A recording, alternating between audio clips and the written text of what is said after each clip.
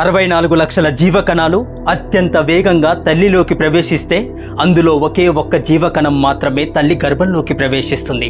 అది కూడా మొండాన్ని కోల్పోయిన ఆ కణం శిరస్సుతో మాత్రమే గర్భంలోకి ప్రవేశిస్తుంది. గర్భంలోకి ప్రవేశించిన తర్వాత కేవలం 24 గంటల్లో అండాన్ని పట్టుకొని బ్రతకకపోతే ముక్కలై బయటికి వచ్చేస్తుంది. అదొక పోరాటమే కదా, ఏమంటారు? కాదంటారా? ఆ పోరాటంలో మనకు దేవుడిచ్చిన సమయం కేవలం 24 గంటలు మాత్రమే. నిలిచావా బ్రతుకుతావు, లేదంటే ముక్కలై బయటికి వచ్చేస్తావు. అలా రూపం లేకుండా వెళ్ళిన కణం రూపాంతరం చెంది రూపాన్ని పొందుతుంది. గర్భంలో కాళ్ళు చేతులు కదపలేని స్థితి, నోటితో చెప్పలేని పరిస్థితి. ఆ అంధకారంలో ఏం జరుగుతున్నా భరించాలి. క్రమంగా దేహం పెరుగుతుంది, దేహం మీద మోహం పెరుగుతుంది. గర్భంలో ఈ దేహం నేనే అంటాం, కానీ ఎలా? నీ దేహంలో ఏ భాగం నీ మాట వింటున్నప్పుడు? ఏ భాగము వినదు. వినాలి అని ప్రయత్నిస్తే మొదటికే మోసం వస్తుంది. చిన్నప్పుడు 2 అడుగులుగా ఉన్న దేహం క్రమంగా పెరుగుతూ 6 అడుగులు అవుతుంది. అందంగా మారుతుంది. క్రమంగా అందం మందమై ముదిరిపోయి ముడతలు పడి ఒక్కొక్క అవయవం క్రమంగా వేగాన్ని తగ్గించుకొని పనిచేయడానికి కూడా మొరాయిస్తాయి. అంటే మనం ముసలి వాళ్ళం అయినట్లే కదా. ఈ దేహం మనదే కదా, ఎందుకు మొరాయిస్తుంది?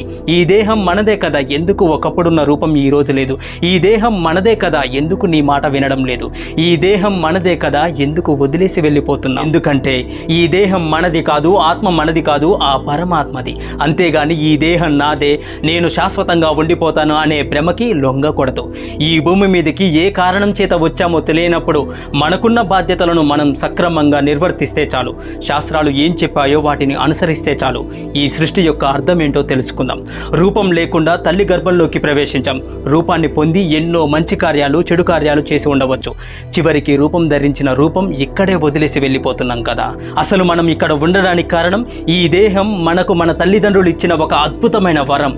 తల్లిదండ్రుల మీద దయలేని పుత్రుండు పుట్టనేమి వాడు గిట్టనేమి, పుట్టలోని జదలు పుట్టవా గిట్టవా విశ్వదాభిరామ వినరవేమా.